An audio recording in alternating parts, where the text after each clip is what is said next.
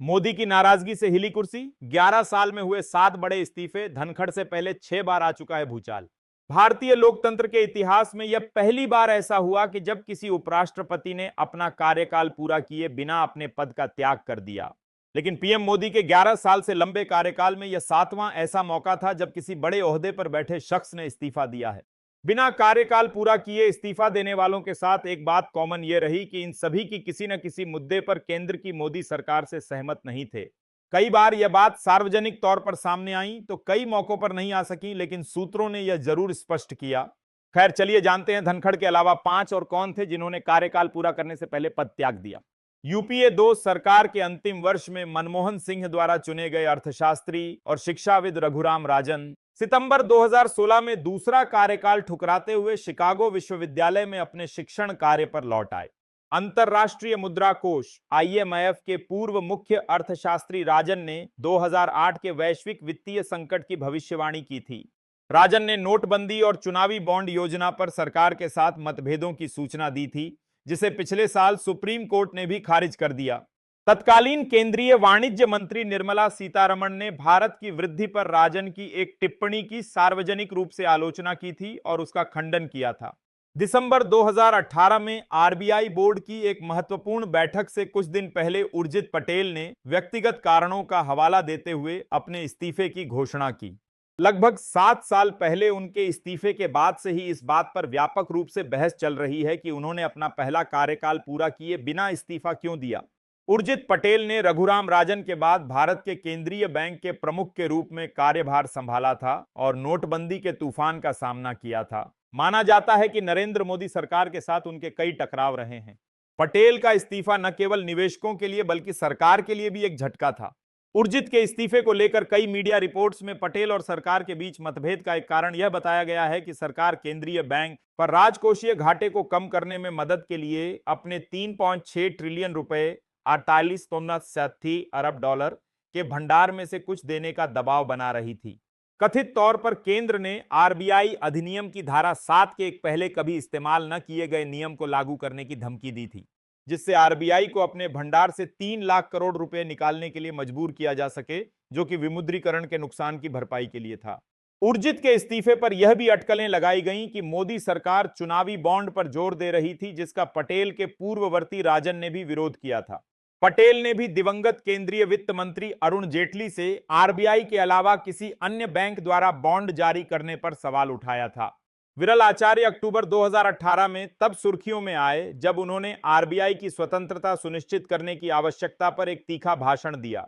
इस भाषण में चेतावनी दी गई थी कि इसकी स्वायत्तता को कम करने का कोई भी कदम संभावित रूप से विनाशकारी हो सकता है।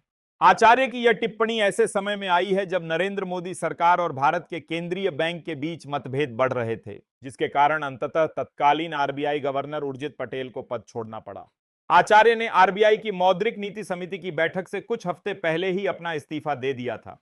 आरबीआई के मौद्रिक नीति विभाग के प्रमुख आचार्य का तत्कालीन गवर्नर शक्तिकांत दास के साथ सरकारी वित्त और मोदी सरकार के राजकोषीय घाटे के अनुमानों के तरीके को लेकर टकराव हुआ था। व्यक्तिगत आधार पर अपने इस्तीफे से 1 महीने पहले कथित तौर पर मौद्रिक नीति समिति की एक बैठक के दौरान आचार्य का दास के साथ मतभेद हुआ था। मुख्य आर्थिक सलाहकार अरविंद सुब्रमण्यन ने 2018 में अपने पोते के जन्म के अवसर पर एक पारिवारिक कार्यक्रम के लिए अमेरिका लौटने के अपने निर्णय की जानकारी अरुण जेटली के साथ एक वीडियो कॉन्फ्रेंसिंग के माध्यम से दी थी, जो उस समय बीमार थे। अक्टूबर 2014 में 3 साल के कार्यकाल के लिए मुख्य आर्थिक सलाहकार नियुक्त किए गए सुब्रमण्यन को जेटली ने ही यहीं रहने के लिए कहा था। रघुराम राजन की तरह एयर इंडिया सहित निजीकरण के पक्षधर होने के कारण आरएसएस से जुड़े स्वदेशी जागरण मंच और सुब्रमण्यम स्वामी के कड़े हमले का शिकार हुए थे।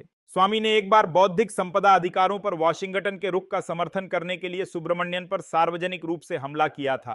तब केंद्रीय वित्त मंत्री जेटली को हस्तक्षेप करना पड़ा था। 2024 के लोकसभा चुनाव कार्यक्रम की घोषणा से कुछ ही दिन पहले चुनाव आयुक्त अरुण गोयल ने अपना इस्तीफा सौंप दिया। गोयल के जाने के बाद केंद्रीय चुनाव पैनल में केवल तत्कालीन मुख्य चुनाव आयुक्त राजीव कुमार बचे थे। पंजाब कैडर के 1985 बैच के आईएएस गोयल ने चुनाव पूर्व सर्वेक्षण के लिए बंगाल दौरे से एक दिन पहले इस्तीफा क्यों दिया, यह अब भी सवाल है। अगर गोयल ने अपना पूरा 5 साल का कार्यकाल पूरा किया होता तो वे ज्ञानेश कुमार की जगह मुख्य चुनाव आयुक्त होते।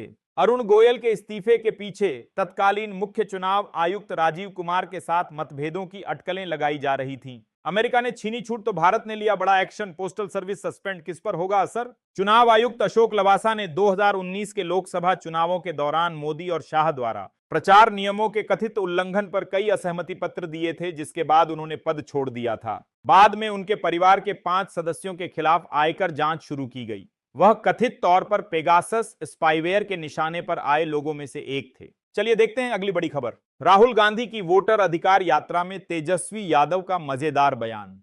लोकसभा में विपक्ष के नेता राहुल गांधी वर्तमान में बिहार में अपनी वोटर अधिकार यात्रा के तहत जनता के बीच जागरूकता फैलाने में लगे हुए हैं। इस अभियान का मुख्य लक्ष्य मतदाताओं को उनके अधिकारों के प्रति सजग करना और लोकतांत्रिक प्रक्रिया को मजबूत करना है। राष्ट्रीय जनता दल आरजेडी के नेता तेजस्वी यादव और महागठबंधन के अन्य प्रमुख नेता इस यात्रा में उनके साथ सक्रिय रूप से शामिल हैं। रविवार को राहुल गांधी बिहार के अररिया जिले में पहुंचे, जहां उन्होंने एक प्रेस कॉन्फ्रेंस को संबोधित किया। इस दौरान एक मजेदार घटना घटी जिसने राजनीतिक माहौल में हल्की फुल्की हंसी का संचार किया। प्रेस कॉन्फ्रेंस के दौरान तेजस्वी यादव ने केंद्रीय मंत्री और लोक जनशक्ति पार्टी रामविलास के नेता चिराग पासवान पर हल्के फुल्के अंदाज में टिप्पणी की। तेजस्वी ने मुस्कुराते हुए कहा, चिराग पासवान एक व्यक्ति विशेष के हनुमान हैं, जबकि हम जनता के हनुमान हैं। चिराग पासवान आज कोई मुद्दा नहीं है। मैं उन्हें सलाह दूंगा कि वह हमारे बड़े भाई हैं और उन्हें जल्द से जल्द शादी कर लेनी चाहिए। इस मजेदार टिप्पणी ने न केवल पत्रकारों को हंसने पर मजबूर किया, बल्कि सोशल मीडिया पर भी यह चर्चा का विषय बन गई। इस पर राहुल गांधी भी खुद को रोक नहीं पाए और हंसते हुए कहा कि यह मेरे ऊपर भी लागू होता है। राहुल गांधी की यह यात्रा बिहार के विभिन्न जिलों में मतदाताओं के बीच जागरूकता बढ़ाने का प्रयास है। इस अधिकार यात्रा के तहत वे जनसभाओं, प्रेस कॉन्फ्रेंस और स्थानीय नेताओं के साथ मुलाकातों के माध्यम से लोगों से सीधे संवाद कर रहे हैं। महागठबंधन के नेताओं का साथ इस यात्रा को और प्रभावी बना रहा है। खासकर तेजस्वी यादव की सक्रिय भागीदारी ने इस अभियान को युवा मतदाताओं के बीच लोकप्रिय बना दिया है। यह यात्रा न केवल राजनीतिक दृष्टिकोण से महत्वपूर्ण है, बल्कि सामाजिक जागरूकता के लिए भी एक मील का पत्थर साबित हो रही है। कांग्रेस के नेता राहुल गांधी और राजद के तेजस्वी यादव ने हाल ही में बिहार में अपनी मतदाता अधिकार यात्रा का आगाज किया।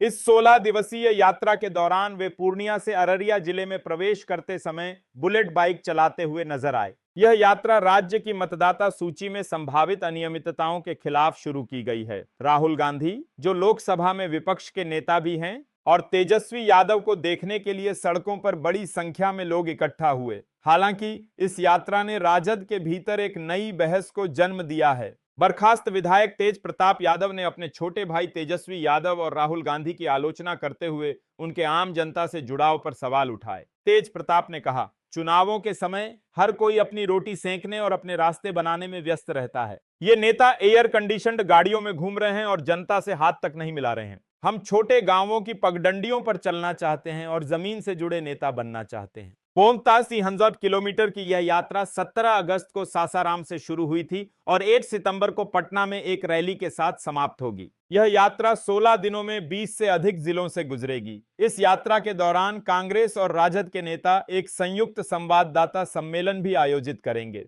कटिहार में एक रैली को संबोधित करते हुए राहुल गांधी ने भाजपा पर विधानसभा चुनावों से पहले वोट चुराने की कोशिशों का आरोप लगाया और कहा कि केंद्र में आने के बाद भाजपा ने गरीबों के लिए अवसर